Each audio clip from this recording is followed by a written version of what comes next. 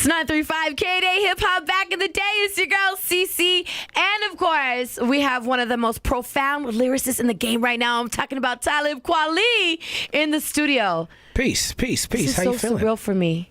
Oh, this is so surreal. Like, I am so honored that you're here. I appreciate the time that you took to be in the studio today. Oh, it was nothing. It's my honor and my pleasure to be here. Man, congratulations right now. Radio Silence dropped November 16th. Yes. So congrats on that. Oh, thank you. It's been a wild couple weeks. And then you were on Conan last night. Yes. And with Anderson .Paak. Yeah, shout out to Anderson .Paak, shout out to K Trinata, shout out to House of Vibe All Stars, which is all LA team.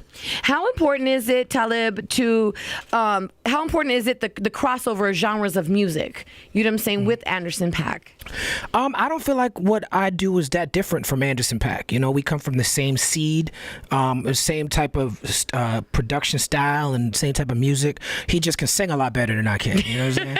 But you know, he got bars, and there's a reason why he works with Dr. Dre and works with, you know, the Kendricks and the people that he works with, is just because what he's doing is it's just a soulful version of hip hop, I think. And I love that. You know what I'm saying? It's a little bit more inviting, too. First, you know what I mean? A nicer sound. Let's talk about the song Chips. It features Waka Flocka. Mm-hmm. How do you feel about the recent comments he had towards Pete Rock? Towards Pete Rock? Oh, no one's asked me this question yet. Is it okay? I mean, it's okay. Okay, good. I just want to make sure. I'm an open book. With all due respect. Yeah, absolutely. Waka Flocka is a friend. He's also an artist that I respect, and I like his music a lot. Pete Rock is a friend. He's also an artist that I've worked with numerous times. He's also a mentor. He's also an OG. Yes. You know what I'm saying? So while I respect, I definitely agree with a lot of what Pete Rock had to say. I understand why Waka Flocka would be upset at seeing his picture used, but I don't think you ever threaten to put hands on the OGs, you know what I'm saying? Like, nah. You know, but beyond, I mean, I think he had a right to say his piece. It's just when it's talk, and you know what, knowing Waka Flocka, it was probably just more hyperbole than anything. I don't think he's really planning to put his hands on anybody, but you know, yeah, you can't be putting your hands on the OGs. You know what I'm saying? That can't happen. But you know what? Sometimes in the given moment, you know what I'm saying? Just seeing your photo there, it's just an instant reaction. I mean, but what P Rock had to say was real. Yeah, I mean, you know what I mean? The silver lining in it is that the conversations have to happen. You know what I'm saying? Like the OGs have to check the youth, and the youth have to stand up and claim what's theirs. You know what I'm saying? Like there's things that Pete Rock has said that I fully agree with. There's things he said that I don't fully agree with. But I feel like at the end of the day, because he's an OG, even when I don't fully agree, I just gotta let him say his piece. Right. Yeah. Sometimes it's what is it called when you're just like, listen, you know what I mean? Right. We agree to disagree. Yeah. But shout out to Waka Flocka too for dropping that fire verse on my album, Radio Silence. Go get that. Yeah, go get it right now. Listen, you're a true lyricist, and you're very well respected in the game. How do you feel about lyricism in hip hop today? I feel like hip hop is very lyrics driven. It's very really. You know, I mean, look. You know, Kendrick Lamar. He's a son of Los Angeles, of Compton.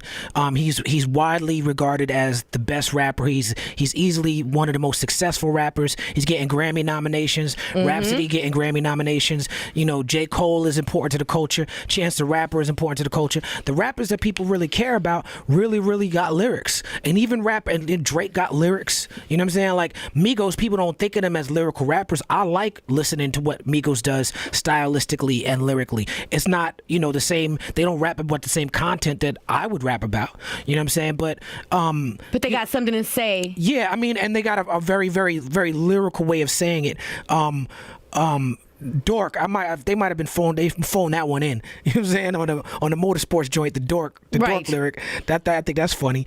But yeah, I mean, I like where the game is going, and I think that that when you see the success of somebody like a Kendrick, you know, that's really the music that people are gravitating towards. So I feel like lyrics are here and are here to stay. And I do appreciate Kendrick Lamar, because at some point, you know, working with KDAY, you know, we play the Talibs, the Mos Defs, the Jay-Z's, the Dr. Dre's, the Pacs, the Ice Cubes, the Snoops. So that's my era of music. But I wasn't really open to new music. I was kind of turned off by it, I'll be honest. You know what I mean? I was turned off by some of it. But Kendrick Lamar opened my eyes. He made me appreciate new music again. Yeah, Kendrick is a very special artist. Very special. You said it right. You know, and you're a hip hop activist, and you know you're always facing up against race and politics. Do you feel like it's your job at some point, to be responsible and to be an artist where you have to speak on those things? I mean, it's your platform. I feel like the human experience is being accountable for what you know. You can't blame a baby for what the baby don't know. And a lot of people are ignorant. A lot of people should, you shouldn't speak on things just to hear your voice. You should speak on things you know about. Once you know, you are now responsible for what you know. You know what I'm saying? So if you know about an injustice and you're not speaking up against that injustice, you are complicit and enabling that injustice. A lot of people just don't know about injustices, and they keep themselves willfully ignorant to things that are going on in the world because they don't want to have to speak out against things. I'd rather people remain ignorant than speak on things they don't know about, because that may be even that more, might hurt you a little bit more, right? Yeah. I feel that way too. We had Snoop here, and he was talking on about Trump, and he had a lot to say. But I told him too. I said, as a Latina, I said, I want to thank you when you speak up for us and you stand up for us, because you have a bigger voice than we do. Yeah, that's what a lot of people don't understand about how Snoop uses his Instagram. I use my Twitter. I'm not on Instagram like Snoop is. He ain't on Twitter like I am. No, you're on Twitter. I follow you on Twitter, and I learned so much from you just following. I read it. Right. I'm like, you going in right now. I do it, and a lot of people. A lot of people have that same experience. You may not jump in all the conversations, but you see I post the links to the information, and you might see a point of view that might take you down a different path. That's good, Talib, but that's educating us. Yeah, and that's why I do it. I mean, if the people who know better don't do better, who will? You know what I'm saying? And shout out to Snoop Dogg, who is somebody who started from the streets of Long Beach to come out and really use his platform in a very responsible way. I mean, Snoop Dogg started as like a gangster with murder charges. Yes. You know what I'm saying? Now he's the family dude with the Martha Stewart show, and he's still stepping up for the people in ways that a lot of artists his age and younger artists are not stepping up. For him to step up against Trump in the way that he's been stepping up from day one is fantastic. And holding it down for Latinos. You know what I mean? Because he was like, listen, black and brown all day long. Like, I'm holding it down. And I said, I thank you. And he's like, you're welcome. He's like, I'm always going to have you guys' back. Yeah, I think that's the heart of Los Angeles hip hop, is that connection. In New York, the connection with the Latino community is slightly different. In New York, I feel like there's more. They try to stoke more division between black and brown people in California than they do in New York. In New York, it's there. There's some division between the Latino communities and the black communities. Right. But there's a lot there's a lot of Latinos and black people who grow up going to the same barbershops, talking the same slang, dating the same girls, dating the same guys. You know what I'm saying? Right. And when I spent a good amount of time living out here in Cali, and it's different. How did you like that time really quick living out here in Cali? Oh, I love it. It's a lot of good people. But that I think it's of course it starts always in the jails, because the jails is where they try to separate us the most. But it's very, very important that black people and brown people in California who love hip hop, who are from the streets, who love this culture, love car culture, love hip hop culture, love the things that we have in common, that we speak up for each other in a place like this where the powers that be benefit from black and brown people going at each other. And I agree with you, and I really do, because I mean, my family's from Compton, so we grew up black and brown. So we grew up in the same neighborhood, so we experienced the same things. You know what I'm saying? So I feel it's only right that we come together.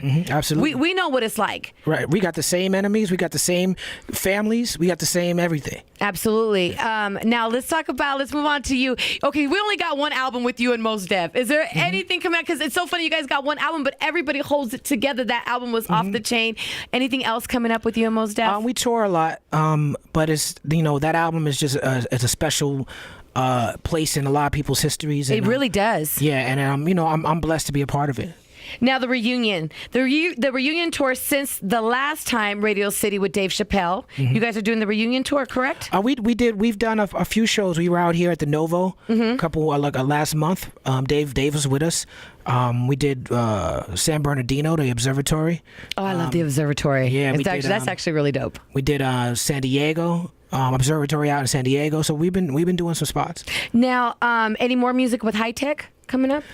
Me and High Tech probably do another album at some point. Okay. Now, tell me about K Valentine. Oh, K Valentine is great. Yeah, I want to hear more about K Valentine. Yeah, K Valentine is great. My label is Javoti Media. You can buy K Valentine's album, Here for a Reason. It's on iTunes. It's also at my website, qualityclub.com. Female MC out of Chicago. One of my favorite MCs, one of my favorite people.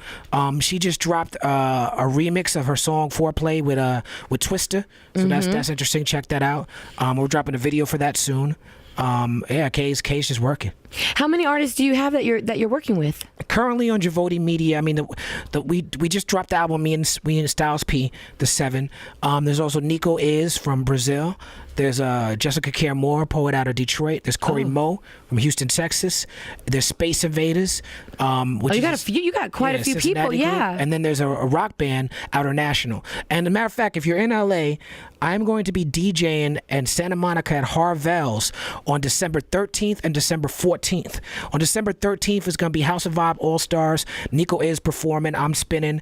Can I go? Yeah, you invited. Okay, good. You can come with me. Can I go? I want to go. And I know a lot of people who listen into KDAY aren't into rock and roll, but we are doing a rock and roll party on the 14th. I'm doing a straight rock set and Outer National's performance, so that should be fun too. What made you get into that? I like all music. I like good music. I'm not, Outer National is something new.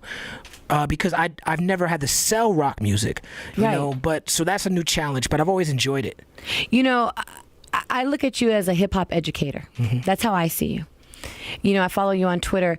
I always wonder, is there anything I would love to see you do something like a documentary, you know what I'm saying, throughout like the history of hip hop to educate, people like us. We know so much, but more you've experienced. Is that anything coming up time soon? There's a I would just love to see it. I'm just putting it out there. There's a documentary that's being worked on my journey in hip hop, but there's some, there's the evolution of hip hop and certain other things out there like on Netflix and stuff like that. I really like the evolution of hip hop. I like the Stretch and Bobbito radio that changed the world, I think is the name of it. That's one of the best hip hop documentaries I've ever seen. Really? What's it called again? I think it's called Radio That Changed the World. Stretch and Bobbito. Okay. That's the story of the Stretch and Bob show. The Stones Throw documentary.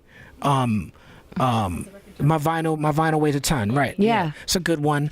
Rhyme and Reason. Oh, yeah. It's an older one from 95. I actually like that one. Yeah, but that's pretty good. But you're actually putting out a documentary, your journey. Yes. When's that coming out? I don't know. We're still working on that. You're still working on it? There's a trailer for it on YouTube, but we're still working on it. Oh, man, I want to see it soon. Put it together. Hurry. Yeah. Make sure you guys follow him on Instagram at Talib Kweli. Let me ask you something before you dip really quick. KDAY is the first hip-hop station in the world.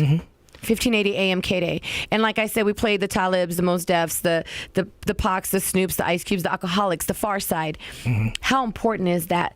How important is this station to an artist like you? And it's very important. KDAY, it's interesting that KDAY started out west because when you think about it, a lot of the first in hip-hop, a lot of the first started in New York City. So when KDAY was cracking, we didn't know about it. In New York, it didn't reach New York, but it was a way for us to reach y'all. You know what I'm saying? And yes. It was like artists like myself. My records, the Blast became a hit. That was my first hit record because of Snoop Dogg and DJ Quick. And they both had shows on KDAY. It wasn't the start of KDAY, but it was like the second time KDAY got cracking. Yes, and, I remember. Yeah, and Snoop had a show, and Quick had a show, and they really were tuned into High Tech's production.